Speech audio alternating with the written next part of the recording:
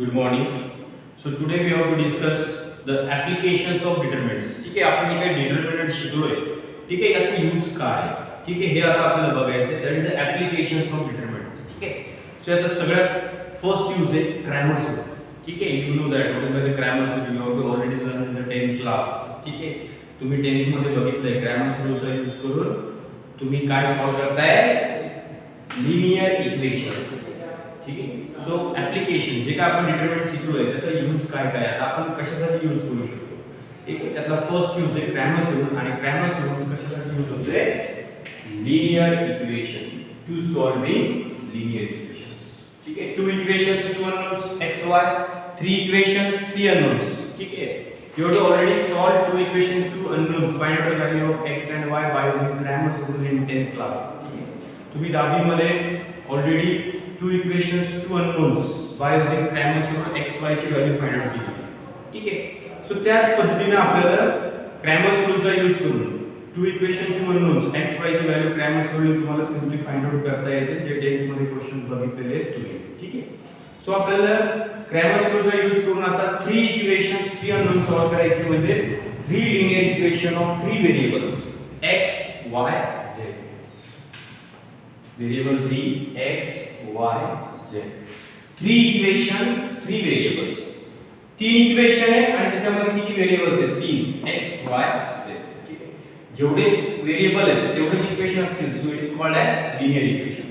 मग three equation three unknown दिलेले असतील, थ्री व्हेरिएबल्स, तर थ्री इक्वेशन थ्री अननोन्स मध्ये तुम्हाला x y z ची व्हॅल्यू फाइंड आउट करायची बाय युजिंग Cramer's rule. ठीक आहे, सो सेम रूल आहे जसा तुम्ही टू व्हेरिएबल साठी सॉल्व केले two equation two unknowns by using Cramer's rule already in 10th class.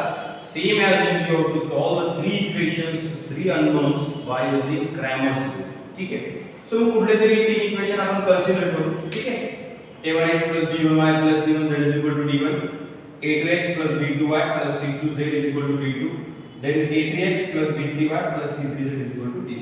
तीन इक्वेशन घेतले त्याच्यामध्ये तीन व्हेरिएबल आहेत x y z.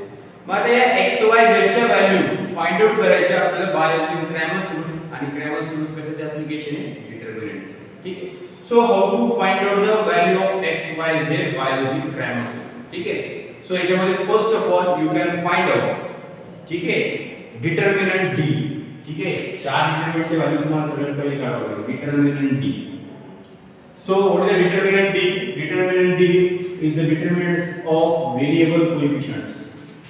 ठीक आहे, जे काही व्हेरिएबल्स आहेत त्या व्हेरिएबलचे कोएफिशिएंट पहिले x x x. पहिल्या कॉलम मध्ये घ्यायचे x चे व्हेरिएबल्स तीन इक्वेशन मध्ये. पहिले इक्वेशन हे घेतलं तर मग पहिले एक घ्यायचं प्रत्येक वेळेस. ठीक आहे, a1 a2 a3. D determinant कसा घ्यायचा लक्ष द्या. a1 a2 a3. पहिल्या कॉलम मध्ये x चे कोएफिशिएंट, दुसऱ्या कॉलम मध्ये y चे कोएफिशिएंट. आता मी याला फर्स्ट इक्वेशन घेतलं तर या इथूनच मग फर्स्ट सेकंड थर्ड असंच करायचं. सिक्वेन्स बदलायचा नाही, नंतर पहिल्याला जो सिक्वेन्स घेतला तोच घ्यायचा. b1 b2 b3. y चे कोएफिशिएंट पहिल्या इक्वेशन मध्ये b1, दुसऱ्या b2 आणि तिसऱ्या b3.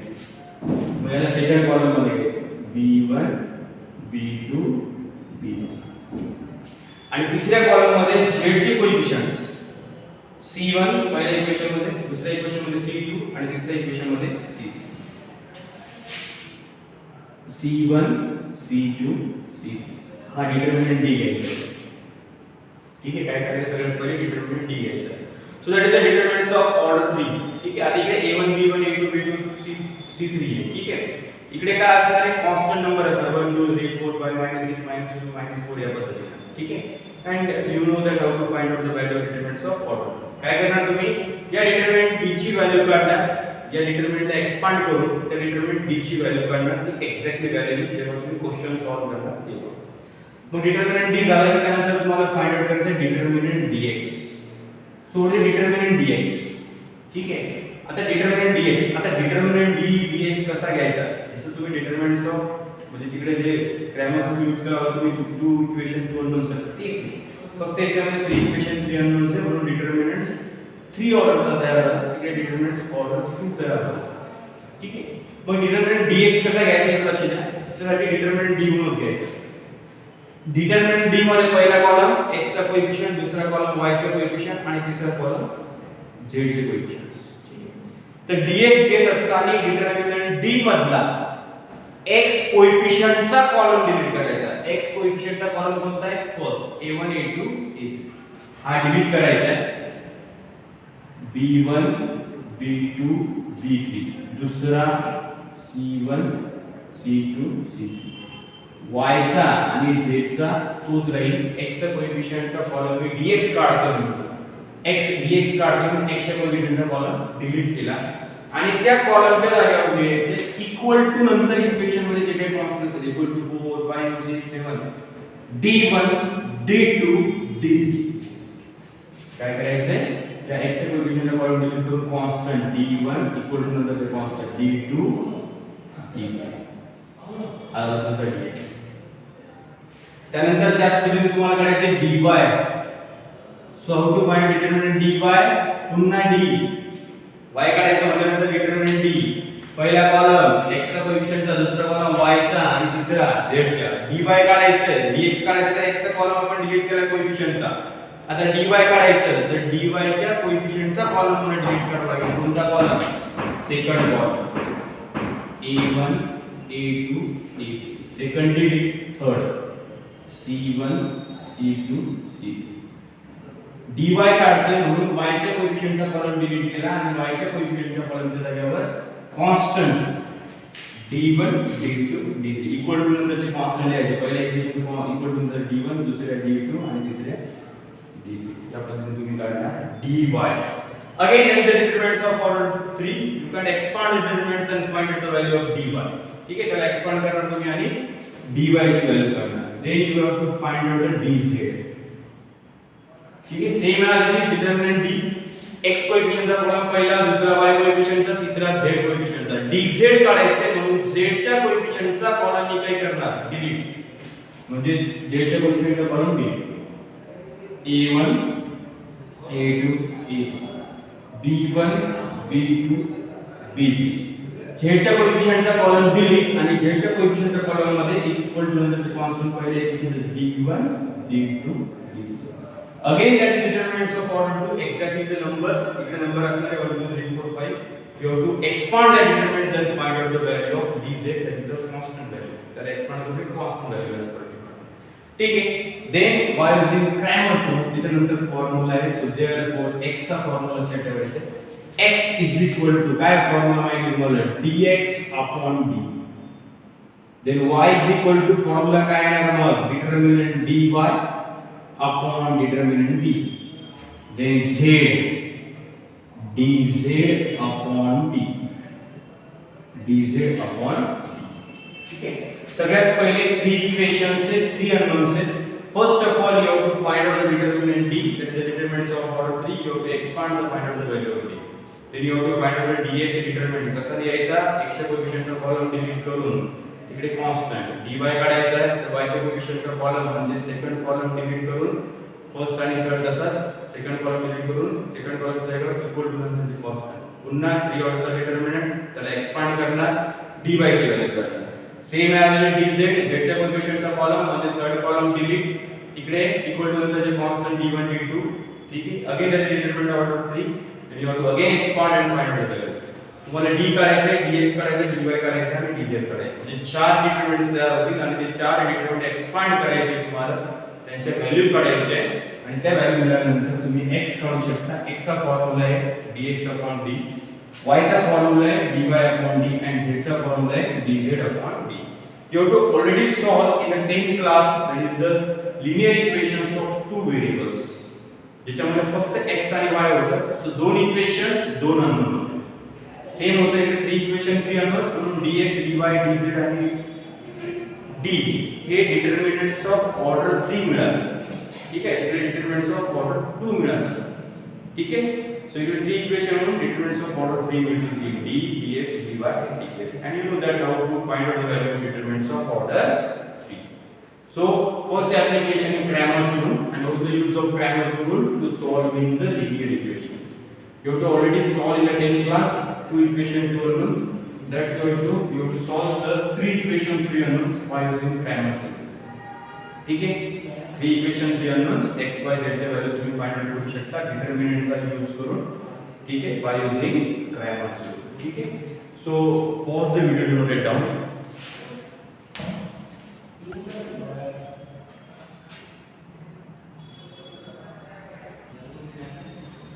So how to solve exactly questions. ठीक आहे, सो फॉर एक्झाम्पल आपण बघू की एक्झॅक्टली 3 इक्वेशन 3 अननोन असते linear equations by using Cramer's rule. How to solve, how to find out the value of x y z. ठीक आहे, so 3 equation दिले, त्याच्यामध्ये 3 अननोन आहेत x y z, आणि तुम्हाला विचारलं by using Cramer's rule you have to find out the value of x y z. Find out solution. What is the solution? Solution is nothing but the find out the value of variables. जे काय unknown आहेत त्या अननोनची value आपल्याला find out करायची, त्या व्हेरिएबलची value find out करायची. ठीक आहे, सो सगळ्यात पहिले गिवन इक्वेशन r. ठीक आहे, आपल्याला दिलेले इक्वेशन आपण लिहून घेऊ पहिले x + y + z = 6. then second equation x - y + z = 2. then x + 2y - z = 2. ठीक आहे, 3 इक्वेशन फर्स्ट सेकंड थर्ड जे काही सिक्वेन्स मध्ये आहे त्याच पद्धतीने. ठीक आहे, सो याला आपल्याला सॉल्व करायचं आहे. ठीक आहे, सो याला सॉल्व करायचं आहे तर सगळ्यात पहिले आपल्याला काय करायचं, डिटरमिनंट d काढायचं. So therefore you have to find out the determinant d. So the determinant d first column मध्ये x कोएफिशिएंट, सेकंड कॉलम मध्ये y कोएफिशिएंट, थर्ड कॉलम मध्ये z coefficient. So the x coefficient 1 1 1, पहिले equation 1, दुसरे equation 1, तिसरे 1, काहीच नाही म्हणजे किती 1. So 1 1 1.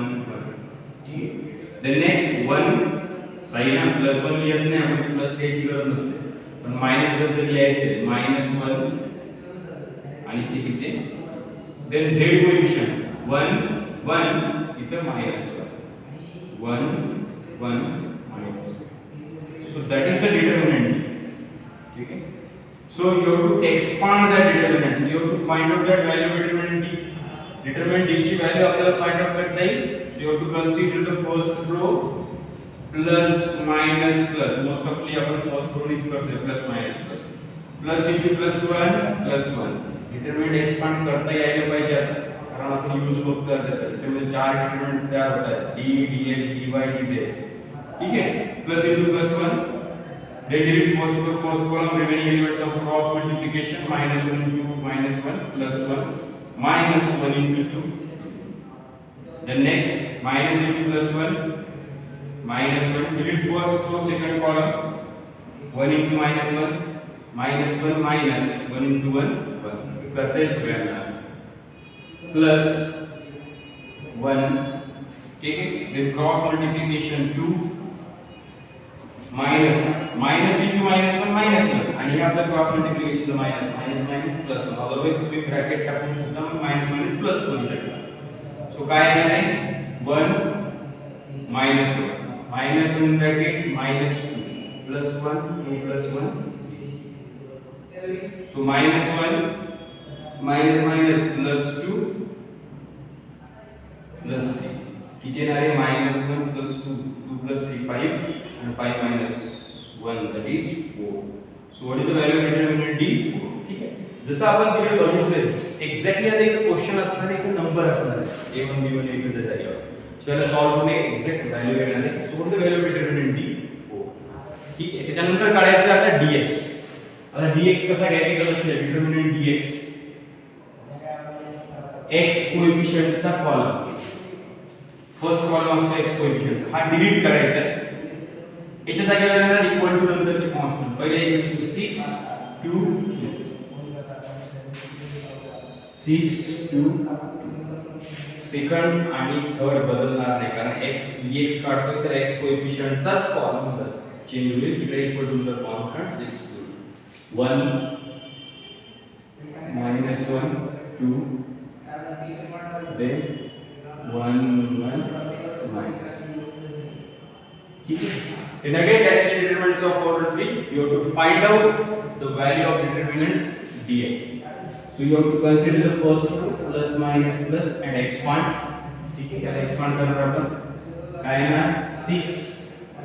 Then delete first column remaining elements of cross multiplication -1 into -1 +1 -1 into 2 2. Then plus into minus -1. आता हे सगळ्यांना सॉल्व करता यायला पाहिजे. ठीक आहे, तर मी एक्सप्लेन करतो. Delete first row second column remaining elements of cross multiplication.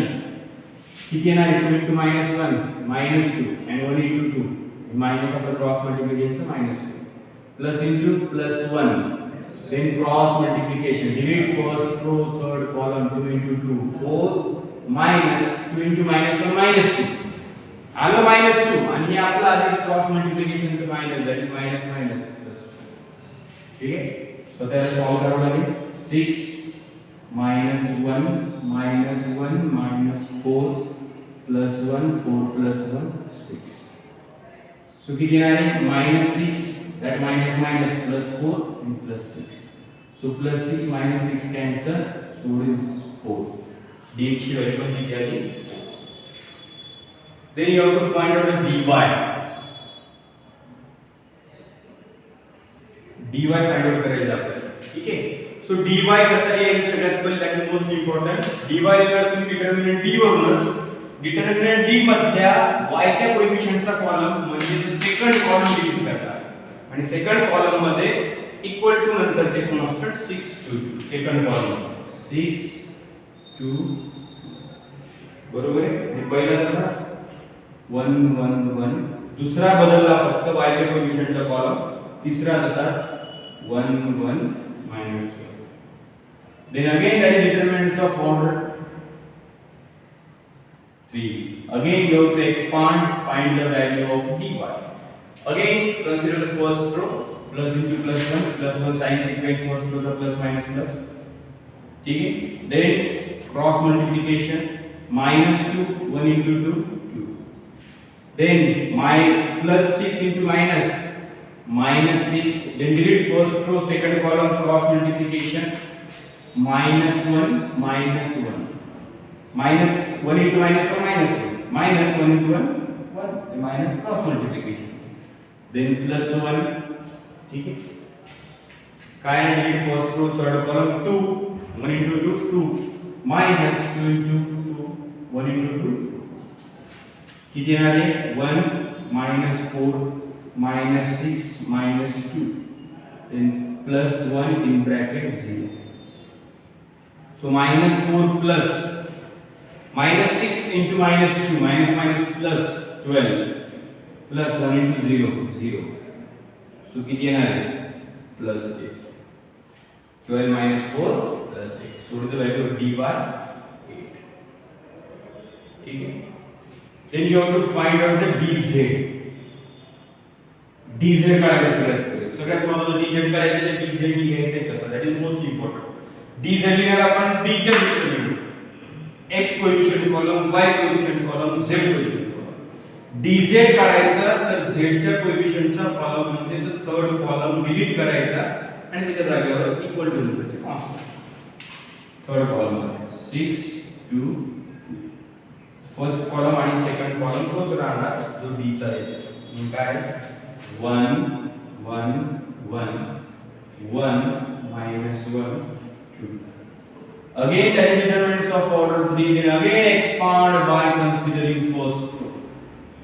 again याला एक्सपांड करणार आपण फर्स्ट रो कन्सिडर करून प्लस मायनस प्लस काय ना. अगेन सॉल्व करा 1 delete first row first column cross multiplication -2 -2 into 2 4 then plus into -1 delete first row second column 2 1 into 2 2 minus 1 into 2 then plus into +6 then delete first row third column 1 into 2 2 minus 1 into -1 -1 हे minus आणि हे minus plus. आता हे fast तुम्हाला करता येईल. ठीक आहे, तुम्हाला माहिती आहे how to expand determinants of order कशी व्हॅल्यू काढायची. then 1 -6 -1 2 -2 0 then 6 2 plus 1 3. so -6 -0 plus 18. so -6 plus 18 12. so what is the value of dz? 12. ठीक आहे, किती आले dz ची व्हॅल्यू 12. काय केलं? d काढला, dx काढला, dy काढला, dz काढला. तिन्ही डिटर्मिनंट्स ऑफ ऑर्डर 3 मिळतात. ठीक आहे. डिटर्मिनंट डी कसा लिहिणार, x कोएफिशिएंटचा कॉलम पहिले, देन y कोएफिशिएंटचा column, then z coefficient, then dx x करायचं आहे म्हणून d डिटर्मिनंट मधला x कोएफिशिएंटचा कॉलम डिलीट करायचा, तिथे इक्वल टू नंतर again the determinants of order 3, again you have to expand considering first, then again you have to find out dy. So d determinant मधला y चा coefficient column delete केला आणि ते constant, then again determinants of order 3 and again expand, then dz काढायचा, तर determinant d मधला z चा कोएफिशिएंटचा column delete, तिथे इक्वल टू नंतरचे constant, then again determinants of order 3 and again expand, then find out the value of dz. ठीक है. So therefore then x, therefore what is the formula of x, dx upon d, dx upon d. ठीक है. So what is the value of dx, dx की value कितनी है 4 upon d ची value कितनी है, dx च्या जागेवर dx ची वैल्यू, d च्या जागेवर d ची value 4. So 4 cancel, that is 1. ठीक है. So what is the value of x, x is equal to कितनी आ गई 1. Then again y is equal to काय, dy upon d. So dy ची वैल्यू तुम्ही काढली किती आहे 8 upon d ची वैल्यू 4. So हे किती येणार 8 upon 4 म्हणजे 2. So what is the value of y, 2. y ची वैल्यू किती आली 2. या पद्धतीने तुम्ही x y आणि तिसरं व्हेरिएबल आहे z. So z चा फॉर्म्युला काय येणार, z is equal to dz upon d. And what is the value of dz, 12 upon 4. किती येणार 12 upon 4, 4 3 are 12. So किती येणार 3. So what is the value of z, z is equal to 3. ठीक आहे. So या पद्धतीने तुम्ही व्हेरिएबलच्या व्हॅल्यू काढू शकता x y z. x is equal to 1, y is equal to 2, z is equal to 3 by using Cramer's rule. Cramer's rule I determined that is most important to solving the three equation 3 unknowns. ठीक आहे. 3 equation 3 unknown चे linear equation solve करण्यासाठी most important से Cramer's rule. ठीक आहे. जर आपण बघितलं डिटरमिनंट्स म्हणजे 2 इक्वेशन्स 2 अननोन चे जर लिनियर इक्वेशन सॉल्व करायचे तर त्याची अजून एक मेथड्स आपल्याकडे eliminating by one variable methods, त्याही मेथडनी करू शकतो, क्रॅमर्स रूलनी करू शकतो. पण 3 इक्वेशन 3 अननोन्स असतील, या टाइपचे जर लिनियर इक्वेशन असतील 3 इक्वेशन 3 अननोन्स, तर त्याची x y z ची व्हॅल्यू फाइंड आउट करण्यासाठी क्रॅमर्स रूल खूप महत्त्वाचा आहे. ठीक आहे. आणि त्याच्यासाठी तुम्हाला determinant d dx dy dz काढता आला पाहिजे. तो लिहायचा कसा, त्याच्या व्हॅल्यू कशा फाइंड आउट करायच्या, considering first how to expand, हे सुद्धा तुम्हाला कळायला पाहिजे. त्याच्यानंतरच तुम्ही व्हेरिएबलची व्हॅल्यू काढू शकता. सिंपल फॉर्म्युला x चा dx upon d, y चा dy upon d and z चा dz upon d. ठीक आहे. आणि त्याच्यावर तुम्ही x y z च्या व्हॅल्यू फाइंड आउट करू शकता. So what is the solution? X is equal to 1, y is equal to 2 and z is equal to 3. So pause the video to note it down.